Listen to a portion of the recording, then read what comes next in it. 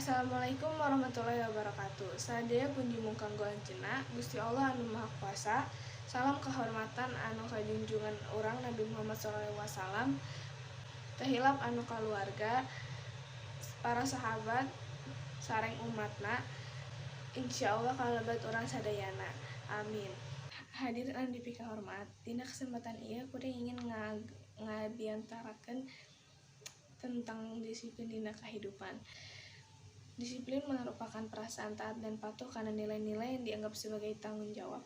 Sabab lamun eta dilakukan bakal nguntungkeun diri sendiri jeung orang lain. Pangtosnya ku ngaduhan sikap disiplin, sadaya kegiatan bakal teratur.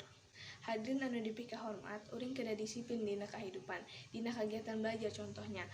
Sapertos datang ke sekolah dina waktunya, nurut kana aturan, nuturkan upacara bendera, piket dan lain sebagainya. Tangtuna eta manfaat pisan sareng ngajantankeun urang murid anu rajin sareng ngagaduhan nilai bagus. Hadirin anu dipika hormat, disiplin merupakan salah sahiji kunci anu tiasa mimpin kita kana kadisiplinan. Tapi hanjakalna zaman ayeuna seueur jalma mikir anu disiplin merupakan hal yang susah untuk dilakukan. Aranjeunna parantos diparentah ku kasieun. Aranjeunna mikir anu penting hirup seneng sapartos cai anu ngalir. Hadirin anu dipika hormat, sanaos disiplin hese diterapkeun dina kahidupan salarasna aya sabaraha cara anu tiasa urang lakukan pikeun nerapkeun disiplin.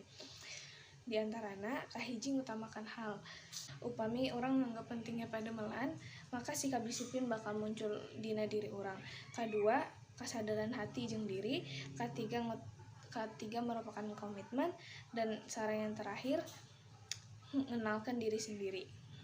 Hadirin anu dipika hormat, eta biantarana tiasa kuring sampaikan dina kesempatan ieu.